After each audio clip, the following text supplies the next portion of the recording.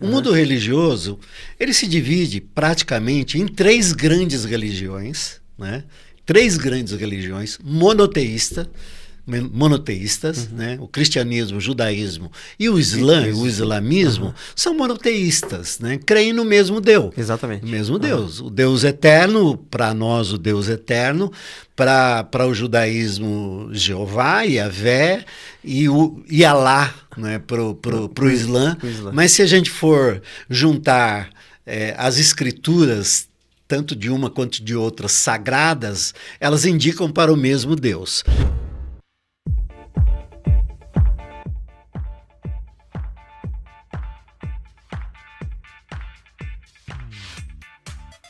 Olá, tudo bem? Seja bem-vindo, chegue mais perto. Estamos começando mais uma roda de conversas. Você sabe que as conversas aqui têm sido maravilhosas, o feedback tem sido excelente, as pessoas têm gostado. Tenho certeza que você está compartilhando com seus amigos. Se ainda não fez, eu vou dar um tempinho aí para você, já aproveitando, compartilhar para pelo menos 5 amigos seus esse episódio aqui, porque com certeza eles vão aprender muito com o nosso convidado de hoje. As nossas conversas têm sido bem interessantes e hoje, devido a um mundo tão turbulento que nós estamos vivendo, eu resolvi, dar uma pausa e chamar alguém, muito especial que vai trazer para nós uma palavra de conforto. Eu tenho certeza que se você estiver, meio agitado aí na academia, de repente ouvindo aí pelo Spotify ou fazendo alguma coisa em casa, dá uma paradinha, senta e eu tenho certeza que você vai, ao participar dessa conversa, ser abençoado por Deus, porque eu tenho a presença hoje aqui do pastor Carlos Bregantin, conhecido carinhosamente como pastor Brega. Seja bem-vindo, pastor. Obrigado, Wilson. É um prazer imenso tê-lo aqui na nossa roda de conversa, aqui no podcast Liberchat. Liber é uma junção de duas palavras, meio que americanizada. Sim. Liber vem de liberdade, né?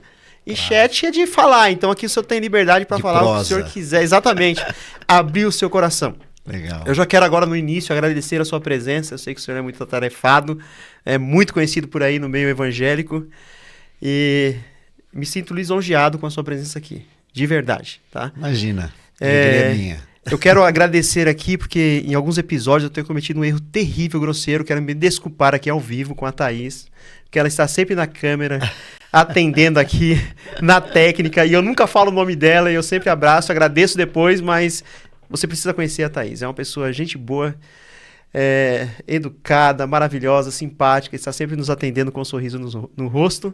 Então, muito obrigado, Thaís. E desculpe às vezes que eu não citei o seu nome aqui, tá bom? Mas, pastor, que bom que o senhor está aqui novamente. Obrigado, Wilson. Obrigado.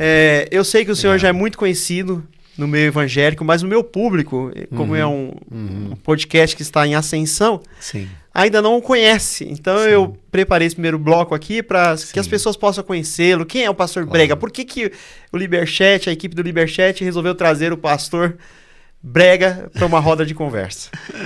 Então, por favor, já pode ficar com a palavra aí. Tá bom, fique à vontade, que aqui você está, aliás, no estúdio, né? Em casa.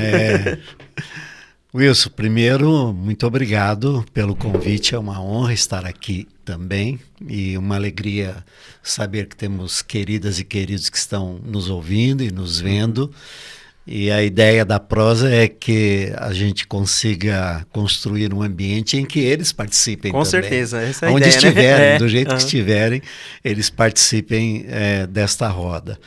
Bom, primeiro explicando esse Brega, né? O meu nome é Carlos Bregantin, Bregantin é de ascendência italiana, e o Bregantin que foi sempre aquele nome de guerra, né? Há muitos anos, enfim, mas aí os amigos começaram a me chamar de Bregantin, de Brega, de Breguinha, de Bregão, enfim, na intimidade, né? E isso vazou, né? Vazou para fora e hoje eu sou conhecido como Brega, o Brega. Pastor Brega. O Brega do Caminho, né? Porque a minha comunidade é o Caminho da Graça, Estação São Paulo, né? E é assim que eu me identifico aí nos meios e nas vias todas pelas quais eu me comunico, né? Tá. Então, primeiro isso, é Brega por isso. Né? Deixa eu só falar uma coisa aqui, já aproveitando sobre a questão de apelidos. Eu gravei um podcast, um episódio com o Renato Max. Renato Max, ele é casado com a minha irmã, Sara Alves. Eu considero, já falei várias vezes para ele, como um dos melhores cantores do Brasil. Ele já participou até de um musical que o pessoal fez do Michael Jackson, né? Ele foi o único brasileiro que passou. Ele dá aula de música e tal. Legal. Só que como eu sou da família, e na família, quando eu trago algum convidado aqui familiar, fica difícil eles falarem Wilson. E eles me chamam pelo apelido. E outro dia veio um rapaz aqui, já me conhece como o apelido meu. Pra quem não sabia ainda, não viu os outros episódios, é Zequinha, né? Então, quando eles têm mais intimidade comigo, fica difícil eles falar o Wilson. Eles só falam Zequinha, o pessoal fica, mas não, Wilson, professor Wilson e tal. Mas é assim mesmo, o apelido fica, né? Não, e quem tá íntimo... E aqueles que a gente acolhe, por entender que é um tratamento carinhoso e intimista, melhor ainda, né? E eu fiquei pensando, porque... Eu tava pesquisando um pouquinho, porque eu conheci recentemente, e vi que o pessoal chamava o senhor de Brega. Eu falei, mas eu vou chamar de Brega e tal, mas me permita já se fazer íntimo, tá? E vou chamá-lo aqui de Pastor Brega. Então é isso aí, galera. Estamos com o Pastor Brega aqui. Até as crianças me chamam de vovô Brega, de tio Brega. É muito normal. Bom, eu... para ter um resumo histórico, né? E nos localizarmos, né? Eu nasci em Rio Preto, né, em São José do Rio Preto, minha cidade natal, a 400 quilômetros daqui de São Paulo. Nasci em 1955, eu estou com 68 anos, né? Mas aos 6 anos de idade, meus pais migraram aqui para a capital. Né? Migrando para a capital, eles optaram por ficar aqui nessa região, na região oeste.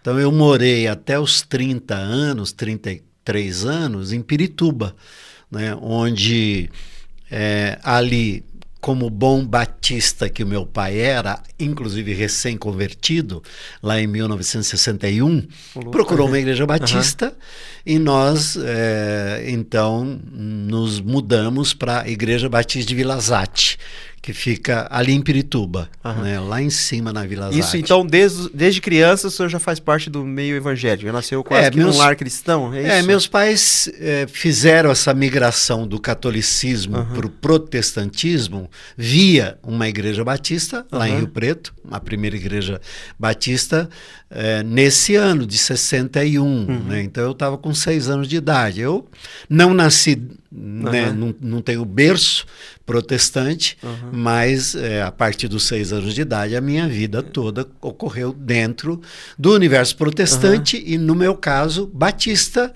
a chamada Batista da Convenção Batista Brasileira, que é o órgão cooperador, né, da Igreja Batista no Brasil, e onde ali nessa Igreja Batista eu cresci, né? Eu fui batizado aos 12 anos, eu conheci a minha esposa, a Laodiceia, e ali nós nos casamos, fizemos a semana passada 46 anos de casamento. Nossa, parabéns aí. Lau e eu. Parabéns, olha o exemplo aí. E ali nós nos conhecemos, crescemos, nós éramos amigos, somos amigos até hoje, então nós nos casamos como amigos, né? Mais apaixonados, enfim, né? Naquele período. Ingressei na Faculdade Teológica em 1980, pós o meu casamento. Eu casei em 78, em 1980 eu fui para a Faculdade Teológica. A minha vocação, vamos colocar assim, pastoral, ela fica evidente no final da minha adolescência, no começo da minha juventude. Eu prego pela primeira vez no púlpito daquela igreja com 18 anos. Né? Então, eu estou com 68, então são 50 anos que eu prego. Porque a partir daquele dia... Não parou mais. Prego. Né? Na verdade, hoje eu quase não utilizo mais essa expressão do pregar. Né? Eu gosto da partilha do evangelho. Eu prefiro a partilha. Que falar pregar, né? Uma coisa mais coloquial, mais informal, que é o meu jeito, eu diria. Né? Se comunicar, mas né? é assim que eu me comunico e comunico o evangelho já há 50 anos. Fiquei ali naquela igreja até 1982, quando eu fui para uma igreja filha, né? E lá foi onde eu fui ordenado, em 1983.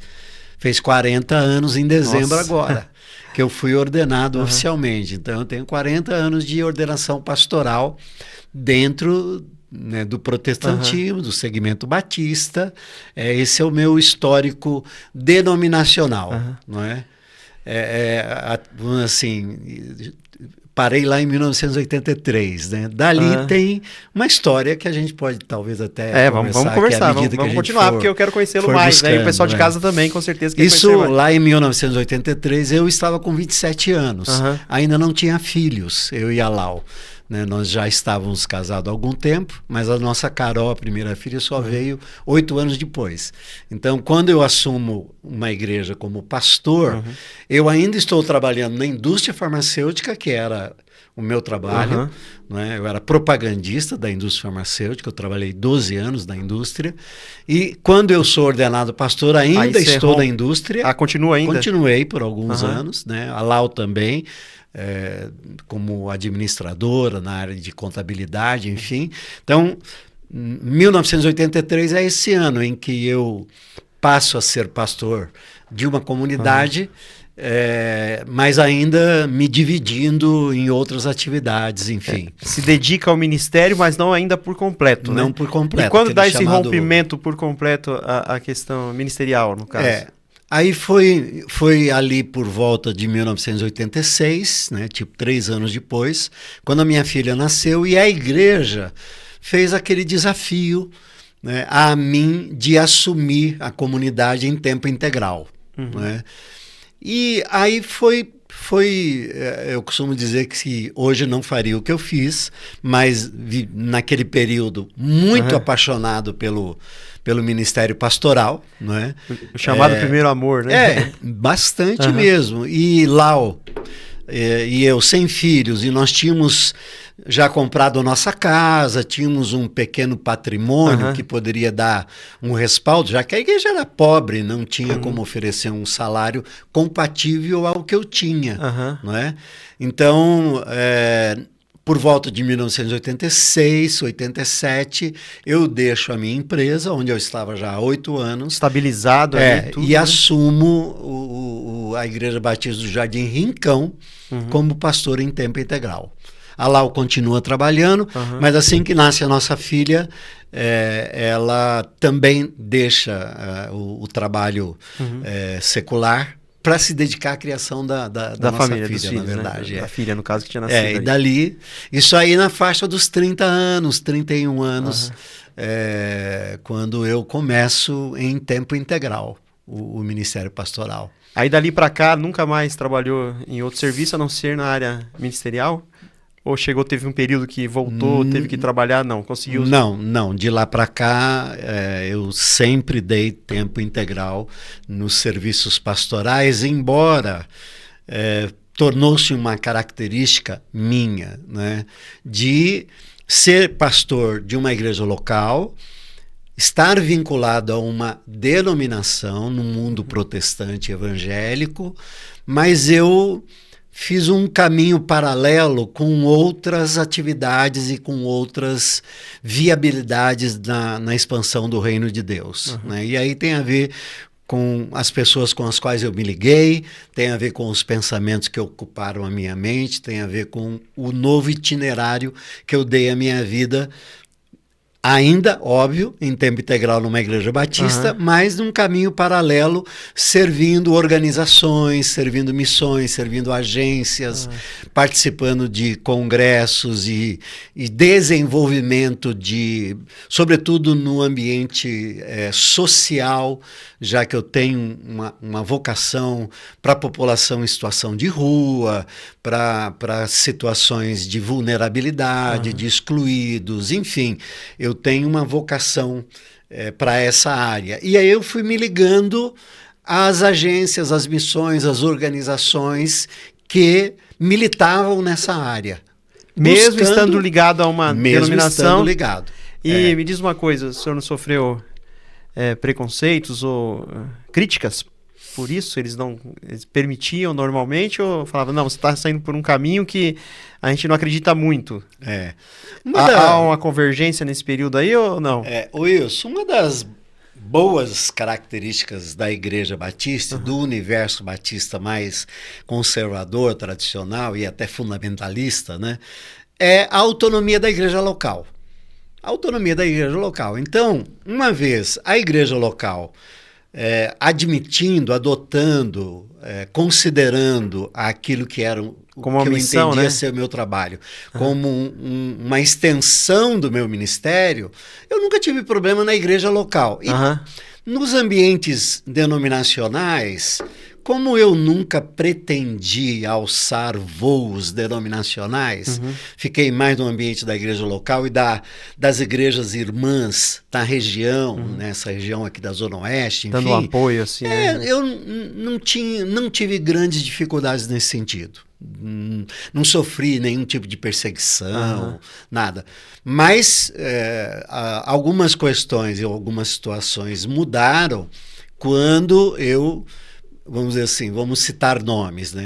Quando, por volta de 84, 85, eu ouvi pela primeira vez o reverendo Caio Fábio, não é? Nós somos contemporâneos, nós temos a mesma idade, e eu ouvi o Caio em 84, 85, eu estava ali, antes dos 30 anos de idade.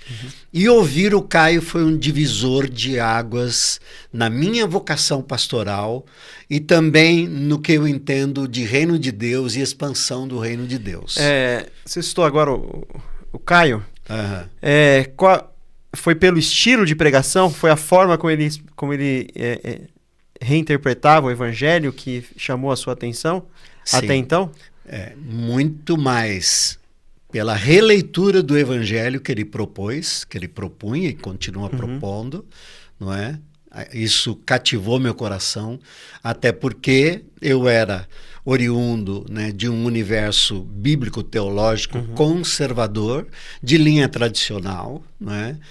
E quando eu ouvi Caio pela primeira vez, eu fui impactado, óbvio também pela retórica, pelo modo como pregava e como chama prega, atenção, né? Sempre cativou, né? De encantamento mesmo, mas o modo como ele propôs o evangelho me seduziu, eu diria que definitivamente.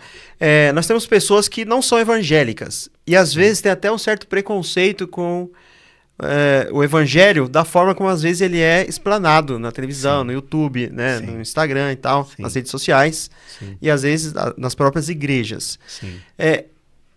Tenta, para essas pessoas assim que tem um pouco mais de dificuldade, não conhece muito bem, como foi que o senhor definiu que a pregação do Caio era um pouco melhor e fazia mais sentido a sua forma de crer? De uma maneira mais prática. Por exemplo, na Igreja Batista, talvez ensinava isso, isso e isso. Aí, quando o Caio falou, não, essa visão é boa, mas assim, o Cristo quer isso, quer misericórdia, quer amor, e às vezes não é ensinado isso, entendeu? Sim. Às vezes a preocupação de ser biblista, né? A pessoa esquece que a pessoa é mais importante do que as leis, que as regras, né? Na verdade, para os que estão lá nos vendo, nos ouvindo, assim, tudo isso tem a ver com o mundo religioso. Nós estamos falando de um universo que eu considero o mundo religioso. O mundo religioso, ele se divide praticamente em três grandes religiões, né? Três grandes religiões monoteístas, né? O cristianismo, o judaísmo e o islamismo são monoteístas, né? Creem no mesmo Deus. Exatamente. O mesmo Deus. O Deus eterno, para nós o Deus eterno, para o judaísmo Jeová, Yahvé e Alá, né? Para o Islã. Mas se a gente for juntar as escrituras, tanto de uma quanto de outras sagradas, elas indicam para o mesmo Deus. E além dessas três, claro, você tem um sem número de outras tendências e pensamentos religiosos que estão aí no que eu particularmente chamo de mercado religioso. Né? E basicamente elas saíram dessas três, assim, né? Basicamente é isso. Dessas três. Né? E hoje nós temos um self-service, né? Você, segundo o que você bem quiser, enfim, né? Mas, diria, no nosso caso, como... Por exemplo, no universo protestante. Por que protestante? Porque nós somos oriundos de um movimento lá por volta de 1500, conduzido por Martinho Lutero e outros, que romperam com o universo cristão católico. Romperam com o catolicismo. Exatamente. Não é? E aí você tem a partir daí, o chamado universo cristão protestante. Protestante contra o quê? Contra a interpretação das Escrituras. Contra a interpretação da Bíblia. Protestante vem de protesto mesmo, né? Protestavam com aquilo que estavam aprendendo, confrontando com a Bíblia. E lá, como é até hoje, os protestos... foram reais mesmo, né? Não só no mundo das ideias, né? Não era só no mundo das ideias. Eram ardentes, né? Então, assim, sempre que você estiver pensando no universo religioso, lembre disso. Existem 3 grandes religiões, centenas de outras pequenas religiões crescentes, na verdade, mas todas basicamente oriundas desse grande universo, e nós as denominamos de grandes instituições religiosas.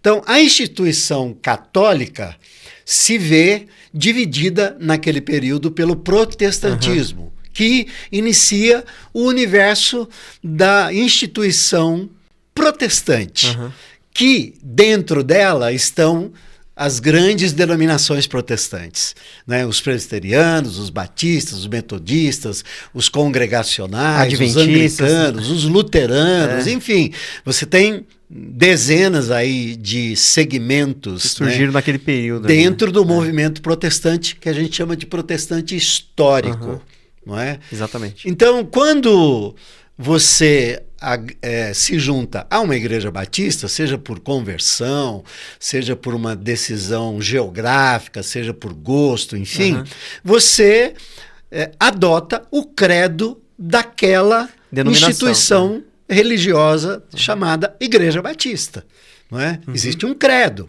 Como todas as outras, né? Como todas as outras. Qualquer um que é membro de uma denominação ou de um clube vai seguir as regras são ali. São peculiaridades daquele grupo. Que é o normal, né? E a Igreja Batista tem peculiaridades bem definidas, né? Elas são tidas como pensamentos conservadores na teologia, na eclesiologia e em qualquer outra área desse universo. Não é? Então, por exemplo, você tem o universo dos rituais, né? Das liturgias. Né? Então, normalmente as igrejas protestantes históricas são mais litúrgicas, são mais formais, são mais eruditas, às vezes até na pregação do evangelho, coisa do tipo. Né? E eu cresci dentro desse universo, né? Com algumas coisas bem definidas. Quando eu ouço Caio, e eu já vinha ouvindo alguns a partir do meu ingresso na faculdade teológica, a forma como Caio coloca o evangelho como boa nova para todos os povos e coloca Jesus como chave hermenêutica para a interpretação das escrituras sagradas, isso é um corte. Isso é um corte. E isso me trouxe problemas. Me parece que nas igrejas históricas, que o senhor citou aí, o fundamentalismo, parece que em determinado momento, não sei se eu estou enganado na minha interpretação, tá? O senhor pode me corrigir, que nós estamos aqui batendo esse papo aqui. O adventismo também faz parte dessas igrejas históricas. Mas me parece que há um perigo muito forte da religiosidade sobressair a questão da pessoa se tornar realmente um discípulo do Cristo, dos ensinamentos do Cristo. Sim. Então parece, por eu fazer parte de um núcleo religioso, de uma comunidade religiosa, então parece que as regras impostas ali, que eu chamo isso de religiosidade, eu não sou contra as regras. Sim. Todo lugar tem regras. Aqui a gente tem horário para começar a gravar, para terminar de gravar, horário para regras de trânsito e tal.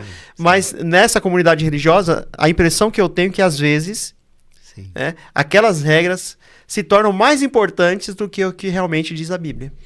E acaba, às vezes, atingindo as pessoas, né? Porque, tipo assim, se a regra é começar o culto 9 horas da manhã, um exemplo, e a pessoa chega às 9h30 todo culto, o pessoal começa a olhar torto pra ele. Nossa, você tá chegando atrasado. Mas não, às vezes não chega pra pessoa e conversa. Por que você tá chegando atrasado? Você tá precisando de alguma coisa, né? Tá acontecendo alguma coisa na sua família? Ou então vamos mudar o horário, né? Pra que você possa participar desde o início, que isso é importante e tal. Parece que não há essa flexibilidade. E as regras ali impostas às vezes se torna mais importante do que... A gente não pode esquecer... convivência, né? E esquecer que as pessoas são seres humanos que têm defeitos, têm dificuldades, e nem todos dá para aderir àquele sistema ali o tempo inteiro. Né? Mas a gente não pode esquecer que a religião é um instrumento regulador da sociedade, bem como outros instrumentos. Né? Ela é um instrumento regulador. Ela estabelece regras. Mas então... eu sou professor de história, sou formado em história e sou teólogo também. Sim. Né? Eu fiz teologia também. Quando o senhor fala que a religião ela estabelece regras, na minha visão, a religião ela é opressora também, em muitos casos. Sim. Concorda? Sem dúvida. Qualquer instrumento regulador, ele tem um poder opressor.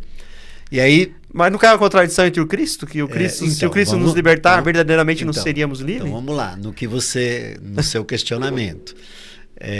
As igrejas históricas, o protestantismo histórico, bem como o catolicismo, ele se tornou numa grande instituição religiosa, portanto, reguladora, portanto, opressora. Dominadora, né? Padronizadora, do tipo, o ambiente num templo católico é sagrado.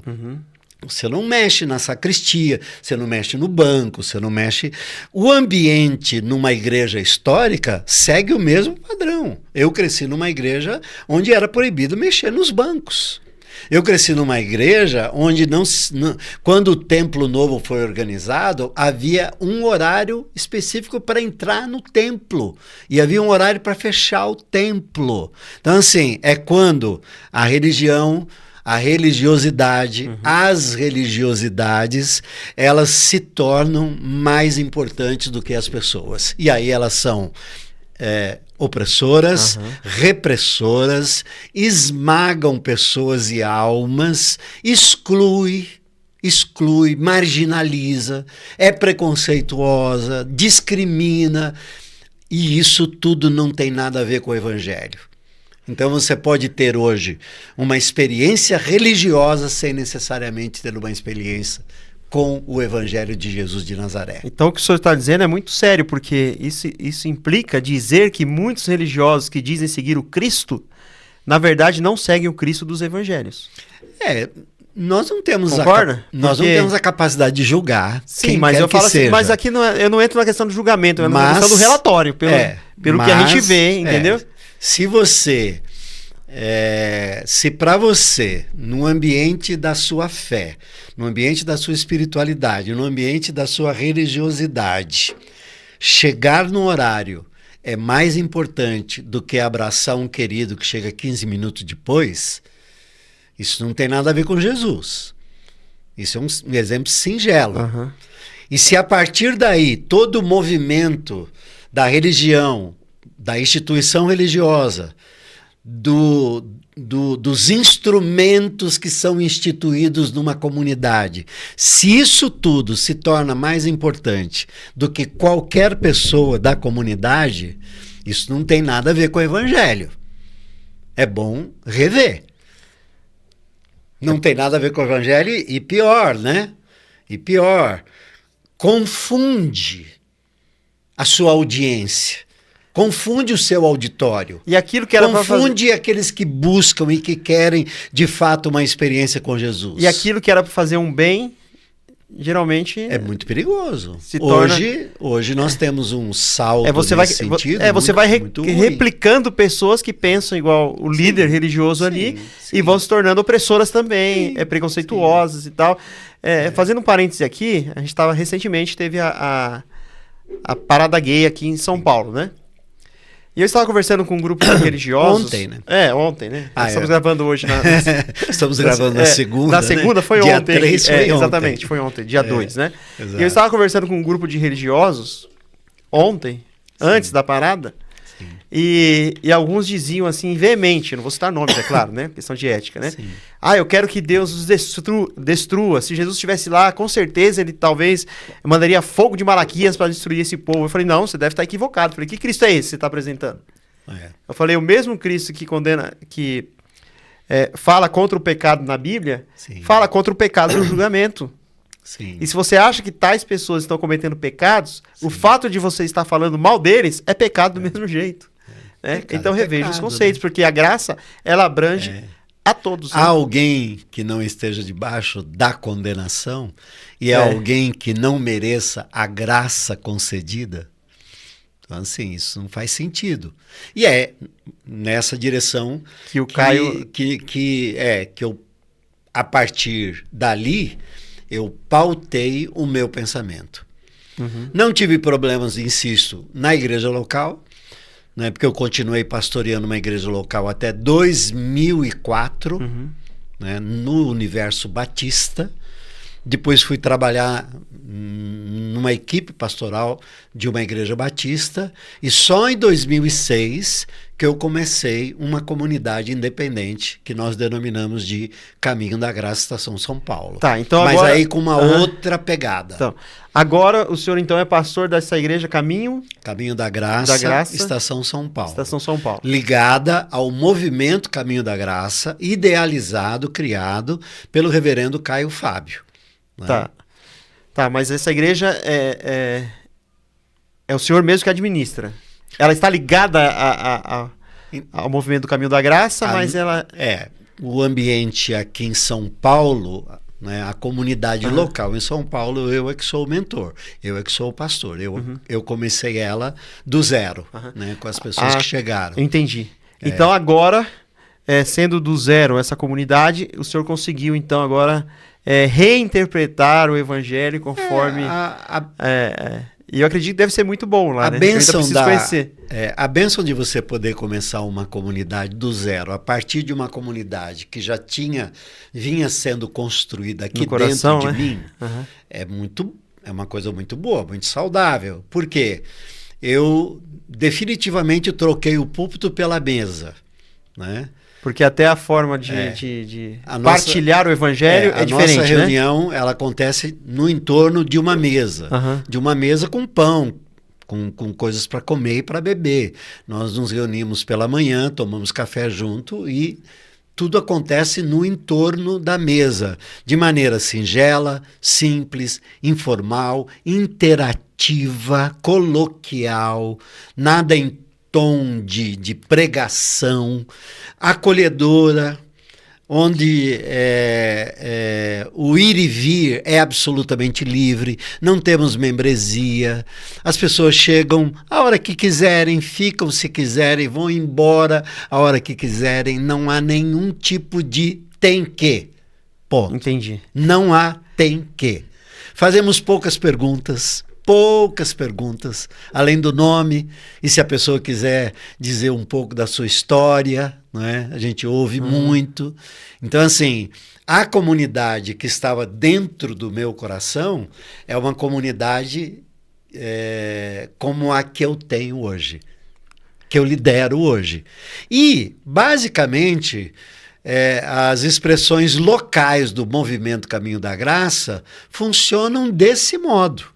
Quase que, vamos dizer assim, o meu modo aqui é um modelo para praticamente todas as reuniões. São grupos pequenos, não são grupos grandes. Não são mega churches, né? Não são mega churches, nem há um plano de expansão nesse sentido. A nossa ideia é que os nossos grupos atuem de maneira local, onde os braços alcançam, de modo que entre nós não haja necessidade nem necessitados, e atuamos em tempos de tragédia, por exemplo. Agora nós estamos com o SOS Rio Grande do Sul, e nós levantamos recursos para lá, né, e estamos enviando gente para lá, enfim. Então, nós, vamos dizer assim, abandonamos toda aquela estrutura religiosa, toda a organização religiosa, toda a institucionalidade aqui entre nós, para que eles saibam. Parece que até é arquitetônica, né? Porque senta-se em volta de uma mesa. Nós não temos, nenhuma das unidades do Movimento Caminho da Graça tem templo. Nós nos reunimos em casas, em salas, em garagens, debaixo de árvores, na praia, na praça. Enfim, há muitas expressões. Algumas são mais organizadas dependendo da necessidade da comunidade, tipo assim, tem muita criança, então tem que ter um ambiente para criança e tal. Então, assim, nós vamos lidando conforme a necessidade do próprio grupo. Do próprio grupo. Parece que esse sistema se remete ao início do cristianismo, né? Porque quando seguidores do Cristo, que na época eram chamados de seita do caminho, eles se reuniam... Os do caminho. Os do caminho ali reuniam nas casas, né? Sim. Nas casas. A igreja era hebreia, Aí depois que o império se tornou cristãos, entre aspas, aí foi que começaram os cristãos se reunirem nos templos. Sacralizou lugar, altar, cargos, né? Cargos, hierarquias eclesiásticas ali que às vezes dá problemas, né? Até Constantino isso não existia, ou se existia uma hierarquia, era funcional, conforme o Paulo nos explica no texto de Coríntios, né? Era natural. Quem fala, fala. Quem ora, ora. Quem canta, canta. Quem serve, serve. Naturalmente. Sem reluzência para um ou para outro, coisas do tipo. Isso, por isso que Paulo fala que todos somos os primeiros um corpo, 300 anos da igreja. O corpo de Cristo, né? Todos somos um corpo. Os primeiros 300 anos da igreja foi assim. Mas nós não temos essa pretensão, Wilson, de dizer que estamos resgatando a igreja primitiva. Não, nós lidamos com aquilo que entendemos ser correto, né? Bíblico e, sobretudo, neotestamentário, e tentamos traduzir na prática. Né? A minha tese é: nós lemos o Evangelho e tentamos traduzi-lo para o chão da vida. Do tipo, o que é o Evangelho aqui? Eu, você e a Thaís ali. O que é o Evangelho? O que o Evangelho produz em nós de diferença? Percebe? Essa que é a grande questão. E isso é uma interrogação todo dia. Toda hora, né? Todo dia. Puxa, eu sou um seguidor de Jesus. Agora, na hora do almoço, eu ia lá almoçando, né? Teve uma conversa entre nós, e aí a gente abordou um tema e tal. Eu falei, então, bem, só que tem uma coisa. Isso aí não é cristão. Como é que a gente lida? Não, mas sabe o jeito, o modo, as coisas, a situação, as circunstâncias, o contexto, o dia, a hora, sabe assim, a pintura, sei lá. Não. O quê? Não é cristão. Você passa por cima? Vamos para outra? Pula essa pauta? O que é da fé cristã não dá para negociar. Exatamente. Né? Não dá para negociar. Então, eu vivo essa experiência comunitária que a gente busca repercutir pelas mídias, já que uma das características do movimento Caminho da Graça foi que é um movimento que começa no site do Caio lá em 2004, 2003, quando o Caio coloca o site caiofabio.com no ar e começa a escrever de novo depois de um tempo quieto, né? O Caio ficou um período quieto. Quando ele começa a escrever, responder cartas e refazer ou recomeçar os seus próprios processos, começou a aparecer gente no site. E aí a partir dali é que começaram grupos pelo Brasil. Entendeu? Então, cada região, né, ele foi montando um líder aqui, outro ali. A nossa presença nas mídias tem a ver com o nosso próprio embrião como movimento Caminho da Graça. Tanto que na pandemia, o movimento Caminho da Graça, quando todo mundo migrou para o ambiente virtual, nós já estávamos no ambiente virtual desde sempre. Não tivemos grandes dificuldades com isso. Já estava no caminho, né? Normal. O senhor fala muito em graça. Graça é um termo, eu posso chamar assim, teológico, né? Que reflete o amor de Cristo, que ele oferece a graça para todas as pessoas. Sim. Só que no meio evangélico em geral, as pessoas às vezes não entendem muito o que é graça. E às vezes, até porque talvez no modelo capitalista, você trabalha para poder merecer o seu salário. Quando isso vai para o âmbito religioso, você acredita que você precisa fazer alguma coisa para que Cristo possa te abençoar e você receber dele, através dos seus méritos, a graça que ele lhe dá. No caso, o perdão que ele lhe dá, porque você fez alguma coisa. É isso mesmo ou é uma interpretação totalmente errada, né? Explica um pouquinho o que é graça aí. Isso que você falou é meritocracia. É merecimento, né? Eu faço, eu mereço. Né? Eu trabalho, eu recebo meu salário. E o escândalo da graça é que ela é exatamente para quem não merece. Nunca vai merecer. E eu pergunto, nunca mereceu. Eu pergunto, quem merece, então? Ninguém. Né? Então. Ninguém. Mas parece que Por isso que ela é de graça. Não há absolutamente nada que eu possa fazer ou deixe de fazer que me exclua da graça de Deus. Não há condenação sobre aqueles que estão em Cristo Jesus, debaixo da sua graça. Não há. Talvez a graça seja dos itens do compêndio da nossa fé cristã a menos compreendida na sua profundeza, na sua essência. E aí é o Philip Yancey que usa essa expressão. Uhum. E ela e quanto mais escandalosa ela é, mais graça ela é. Talvez por isso que Paulo citou, né? Onde abundou o pecado, abundou a graça. Superabundou a graça. E ele faz uma correção quando ele diz assim, então por causa disso eu vou pecar abundantemente? Não. Não, porque, querido, é assim que você responde a quem te ama tanto? Aí eu lidei com os meus filhos assim, Wilson. Eu digo para os meus filhos assim, eu só sei amar vocês. Bonito isso, hein? Eu só sei amar vocês. O modo como vocês vão responder ao meu amor é um problema de vocês. É a forma como vocês estarão lidando a graça que eu estou oferecendo a vocês, ao amor. O fato de né? eu só amar vocês faz de vocês, homens e mulheres, que sequer poderiam ser considerados cidadãos, é um problema de vocês. Porque onde vocês estiverem fazendo o que vocês fizerem, se vocês me ligarem, ou se alguém ligar, seu filho está aqui, eu vou lá assim, é meu filho. Mas você viu o que ele fez? Não importa, esse é o meu filho.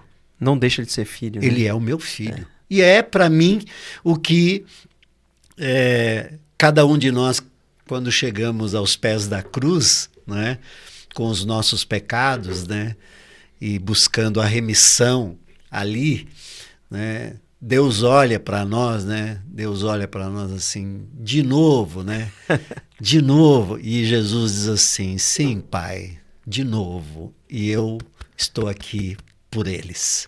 Eu sou advogado deles. É muito bonito isso. Isso é graça. Né? Isso é graça. Mas alguém merece? Não, agora, ninguém merece. Aos olhos humanos, a graça é injusta, né? Mas a graça é injusta mesmo. Aos olhos humanos ela é injusta, porque a pessoa fala, não, o cara fez isso, ele merece morrer e tal, né? É um desgraçado e tal. A graça é absolutamente injusta, escandalosa, imoral. A graça, ela é absurda. É absurda. O é grande quase incompreendida, né? A mente humana não consegue muito compreendê-la. A grande incompreensão não é aceitar a graça como ela é o que ela imprime sobre nós de responsabilidades, que é o que eu falei, Wilson. Como é que você reage a alguém que só sabe te amar? É assim? É assim que você reage?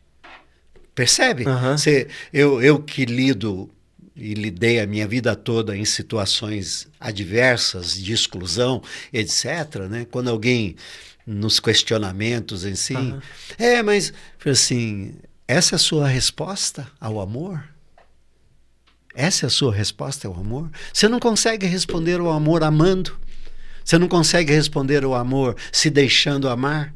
Você não consegue responder ao amor servindo? Você não consegue responder ao amor do modo como o amor te alcançou? Essa é a grande questão. E é por isso que, para mim, há essa reação contrária à graça. Porque a impressão que dá que viver a base da meritocracia e da justiça ou da injustiça é melhor. E parece ser mais fácil, né?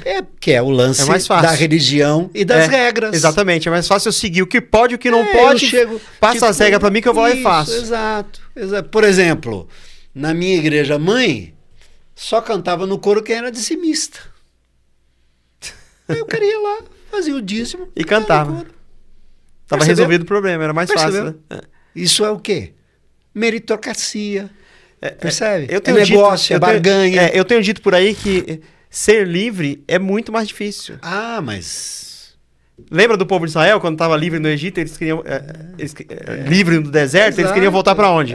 Para o Egito, onde estavam presos lá. Exato. Porque lá eles sabiam que se trabalhassem diariamente, mesmo sobre chicote, ia ter a comida ali no horário certo, porque estava cumprindo as regras. Porque a liberdade, Wilson, não é para você fazer o que você quiser. Mas eu sou livre para decidir amar, eu sou livre para decidir servir, eu sou livre para ir e vir, eu sou livre para o que é bom. Para obedecer ou não. Eu sou livre. Isso o Evangelho nos propôs.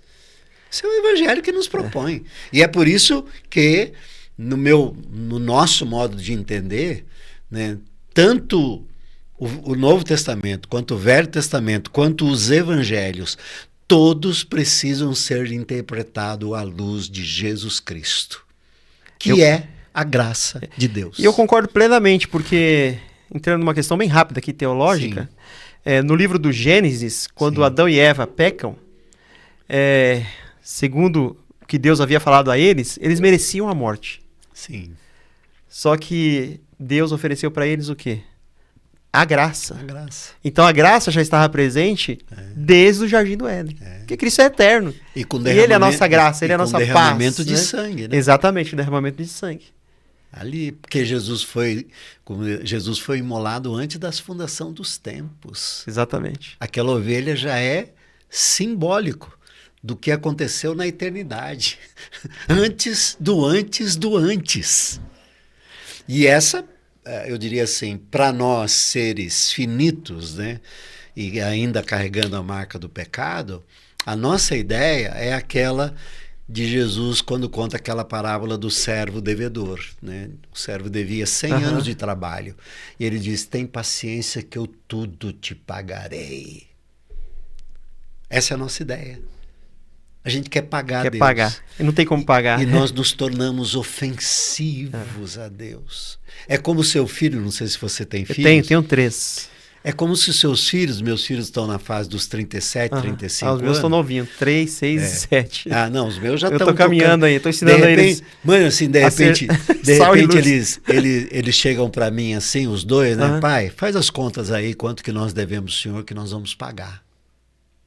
É uma ofensa, né? É uma ofensa. É uma ofensa. Você fez por amor.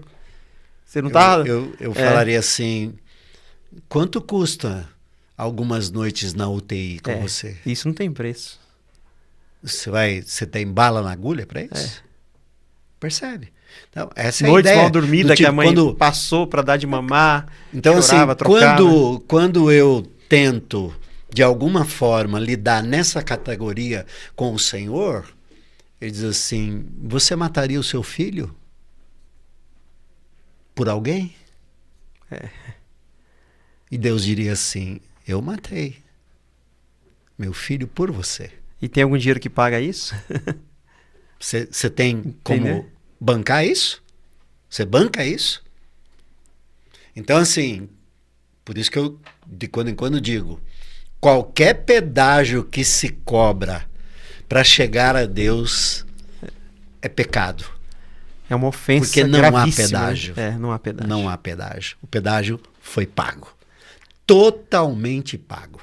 Deus em Cristo se reconcilia com todo o universo e com toda a criação e com toda a humanidade. Deus em Cristo diz, eu estou de bem com a humanidade. E isso eu diria, simplificando, que o Evangelho, ele é inclusivo. Ah, total, absoluto. Ele é inclusivo. Ninguém está de fora. Imagina o pior dos homens, ou a pior das mulheres, ou o pior dos seres humanos. Imagine, o pior dos seres humanos. Está incluído. Está incluso. Eu, quando dava aula, eu falava para os alunos que eu ficava abismado quando eu via alguém olhando para um presídio e falando, tudo bandido merece a morte. Sim. E por outro lado, quando eu vou nos evangelhos, no dia da volta do Cristo, ele vai dizer assim, para aqueles que diziam conhecê-lo, ele vai dizer assim, ele é tão humilde que ele vai dizer assim, eu estive preso e não foste me visitar. Entende a humildade de Deus? Sim. Ou seja, quando eu entendo que é a graça de Cristo em mim, eu jamais, como um professo seguidor do Cristo, vou olhar para um presídio e desejar a morte daquelas pessoas que ali estão. De ninguém. Porque todos são pecadores como eu sou. O problema nosso, pastor Brega, é que nós classificamos o pecado do outro pior do que o nosso. Então eu me considero perfeito para poder falar do erro de outras pessoas. Sim. E aí eu vou causando separações. E isso não tem a ver com o evangelho. É uma régua injusta. Isso é fora do evangelho. Eu posso estar usando a Bíblia, ser pastor de uma denominação, mas não estar vivendo o evangelho do Cristo. Não. Pastor, o nosso papo está correndo muito rápido, é muito bonito essa questão da graça. Eu sei que o senhor trouxe alguns livros aí, já apresenta para o pessoal esses livros aí. O senhor também é escritor, o pastor Brega é escritor aqui. Quais são os livros que o senhor já escreveu? Mostra aí para a câmera, pessoal. Na verdade, Wilson e gente, os meus livros são o que eu escrevo nas mídias a minha vida toda. Eu sempre escrevi. Eu estou na internet desde que a internet chegou. O senhor tem um blog? Né? Pode falar o nome do blog, a gente coloca aí. Eu escrevo nas redes sociais. No Instagram? Estou no Instagram, @CarlosBregantin, estou no Facebook, né? Não estou no Twitter. No WhatsApp eu tenho listas de transmissão, enfim, eu tenho todo um... Enfim. Tá. Aí o senhor vai escrever no canal do YouTube, né? youtube.com, /CarlosBregantin, Carlos Bregantin. E... eu tenho um casal de amigos queridos que tudo que eu escrevo, eles transformam em livros. Ah, é? Então eu tenho uma série que é chamada Bora Pra Vida, né? Bora Pra Vida 1, Bora Pra Vida 2 e Bora Pra Vida 3. Que são aforismos, pensamentos, ideias... que eu vou colocando e eles transformam em livro. O senhor escreve todo dia de manhã? Né? Eu escrevo o tempo todo. O tempo inteiro? Tem uma pausa, vou escrever. Vem uma ideia, vem um pensamento, ouço alguém, leio algo e eu elaboro. Um site ali, vai lá, escreve. Elaboro de um jeito que eu entendo que as pessoas possam entender que servem para elas também. Né? O Bacia, Água e Toalha é uma série que eu preguei, uma conferência que eu fiz em São Luís do Maranhão, que eles também transformaram em livro. Bacia, Água e Toalha, o Evangelho no Chão da Vida. Né? Esse aqui. E esse livrão aqui é o Bendita Hora de Oração. Essas são as orações da pandemia. Aqui estão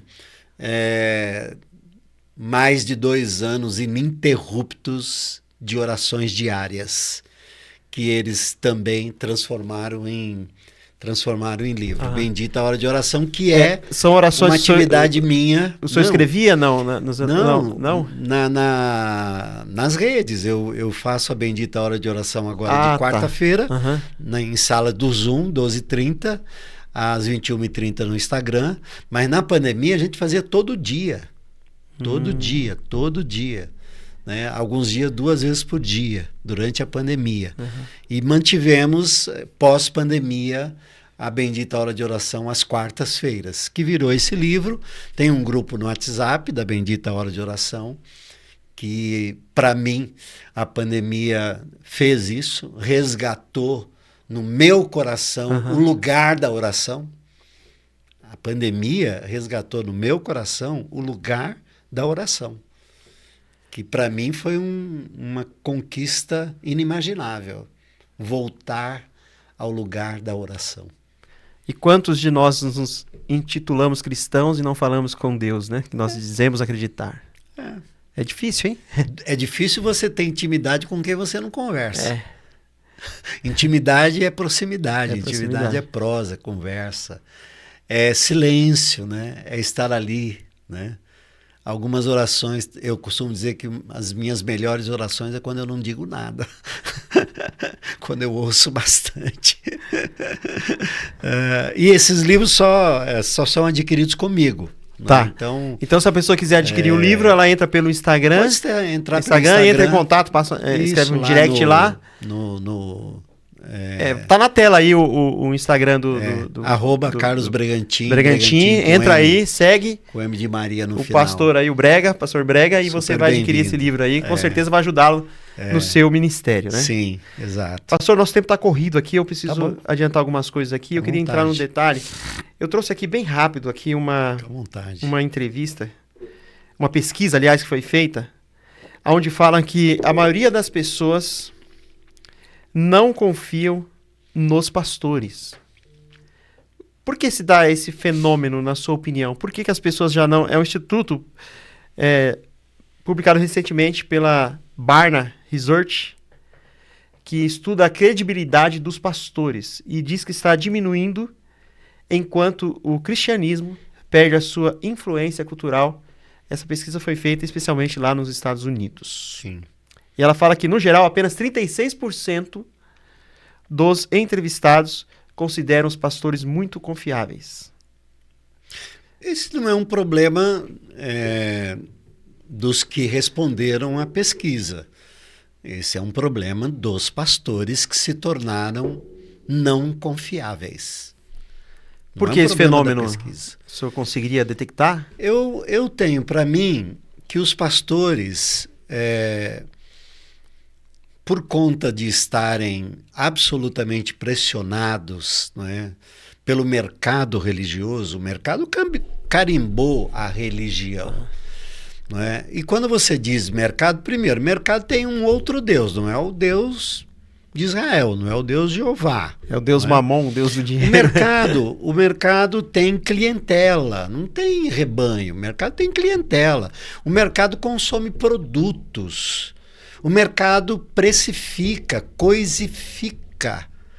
E boa parte dos pastores, de qualquer denominação, sofrem esse dano de terem se tornado ou terem que se tornar gerentes de negócios religiosos. As perguntas que os pastores têm que responder: quantos membros tem a sua igreja, quanto cresceu, quanto é que entra, construiu, reconstruiu, reformou, tem isso. Canal de TV, canal de tem rádio, televisão, tem rádio. Os pastores viraram gerentes de negócios religiosos. Mercantilistas da fé, né? E você confia em gerentes de negócios religiosos? Você abriria o seu coração para alguém que está ali diante de você, tentando contabilizar quanto é que no final de oferta você vai dar? Eu não confiaria. Então isso significa que muitos pastores estão interessados nos bens das pessoas e não no bem espiritual, em oferecer a graça, em demonstrar o amor de Cristo a essas pessoas. Eu tenho muito receio em julgar quem quer que seja. Eu não julgo, eu relato, né? Nem estou julgando você. Eu falo assim, assim, pode até ser que na fala dê essa impressão que seja julgamento, mas... Há uma pressão mercadológica. Mas é uma disputa? Essa pressão é porque é uma disputa entre os teólogos? Os pastores são obrigados a competir. São concorrentes, não são mais irmãos. As igrejas não são mais irmãs. As igrejas não são co-irmãs, elas são concorrentes. Os pastores estão competindo. E isso rouba a alma. Concordo plenamente. Jesus disse: cuidado, você pode ganhar o mundo, mas perder a alma. E você pode ganhar o mundo sendo pastor. Você pode ganhar o mundo sendo apóstolo, bispo, cardeal, papa. Você pode ganhar o mundo. Coisa, né? Mas você pode ter a alma seca. Porque aquilo que passou a mover o seu coração não foi mais a alegria de olhar o semblante de um irmão. Meu pai... ter compaixão dele. Meu pai orava assim, todas as vezes que ele orava em público, ele dizia: Senhor, muito obrigado por rever o rosto dos meus irmãos. Que lindo isso aí, né? E eu, assim, meu desejo, quando eu imagino a nossa reunião do próximo domingo, como foi ontem, é assim, rever os meus irmãos. Lamentavelmente, o mercado não vê irmão, vê clientes. Hoje consome-se sermão. Você ouviu fulano? Você ouviu Beltrano? Eu não ouvi ninguém. Porque é produto. Você tem que criar conteúdo para ser consumido por uma clientela voraz. E aí você vai dizer que estão consumindo o evangelho? Não, estão consumindo literatura, livros, conteúdos. Alguns são muito interessantes, mas para teses, para pós-doutorados, para coisas do tipo, mas que no que diz respeito à alma humana... A transformação humana, né? Hoje a gente vive o fenômeno de adesão e não de conversão, né? É interessante observar isso, né? Houve uma época em que as pessoas diziam assim, eu me converti ao evangelho, né? Hoje você percebe que há uma adesão a um movimento que é interessante. Lhe convém por alguns momentos, mas ele não tem profundidade naquilo. Porque, como diz Caio, meu amigo e irmão, Caio diz assim, conversão é dar razão a Deus. Ponto.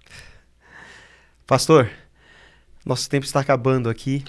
Vontade. Diante dessa pesquisa, eu queria que o senhor deixasse uma palavra de conforto para aqueles que ainda acreditam que existem pastores confiáveis. E nós estamos atravessando momentos turbulentos. Rio Grande do Sul está atravessando uma grande tragédia. Não sabemos como isso vai acabar ou se vai acabar. Sim.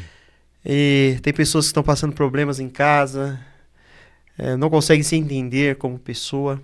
Sim. E de repente, neste momento, ele parou para ouvir o podcast e deparou com o pastor Brega e quer ouvir uma palavra, assim, ao pé do ouvido, uma palavra de conforto. Em 2 minutos, seria possível? Primeiro, eu diria para aqueles que se dizem, se veem, se acham líderes espirituais, voltem para Jesus. Abandone a gerência dos negócios religiosos. Voltem aos seus postos. Tem gente precisando. Digo àqueles que estão precisando, tentem buscar e encontrar pastores, pastoras, líderes espirituais, que você sabe o nome completo, que você sabe onde mora, que você sabe quem é a esposa dele, quem são os filhos dele. E não é no sentido de buscar uma família perfeita, não. É de buscar gente. São humanos, vivendo as mesmas intempéries como você. Eles vão te ouvir, eles vão te entender. E aqueles que estão sofrendo, acreditem, ninguém no universo sofre sozinho. Onde está Deus no sofrimento? Com quem sofre. Ele está com você. Acredite, Ele está com você. Aonde está Deus? Aí. Aí com você. Aí com você. Digo isso aos irmãos e irmãs do Rio Grande do Sul e encorajo-os, a eles e a todos nós brasileiros e seres humanos, que nós nos esforcemos para escorá-los, que os irmãos e irmãs do Rio Grande do Sul sintam em nós que estamos distantes uma escora, paráclito, de gente que, opa, Tamo junto. Vamos junto, vamos junto. E obrigado isso. Pela oportunidade. E seguir em frente. Eu que agradeço, pastor, mais uma vez, pela sua vinda aqui. Obrigado. Foi maravilhoso, tenho certeza que você gostou. Você que, por acaso, ainda não segue as redes sociais do Liberchat, tem Liberchat Podcast no YouTube, Liberchat no Instagram, Liberchat_. Pastor, passe mais uma vez as suas redes sociais aí para o pessoal adquirir o livro, quiser uma palavra de conforto, entrar em contato com a sua comunidade, passa para eles aí. Para que eles possam... Instagram, @CarlosBregantin, né? No Facebook também, @CarlosBregantin. Meu canal do YouTube, youtube.com/CarlosBregantin. E colocar Carlos Bregantin em qualquer uma das plataformas, você vai me encontrar lá. Pode encontrar até meu WhatsApp para a gente ter uma conversa pessoal. Eu não tenho nenhum problema quanto a isso. Aliás, eu gosto muito. Ainda existem pastores confiáveis. Vamos se apegar a eles. E lembre-se que o pastor de todos os pastores é Jesus. E esse Deus, Amém. Ele não está acima de todas as coisas, Amém. mas Ele se fez carne e habitou entre nós. Ele Amém. está entre nós, como o pastor acabou de falar. Ele está com você na alegria e no sofrimento. Confie em Jesus, confie em Deus, né? E vamos seguir em frente, porque a luta é grande, mas nosso Deus é maior. Maior. Grande abraço, que Deus abençoe você e a sua família. Valeu, Tchau, pastor, gente. um abraço. Valeu, obrigado.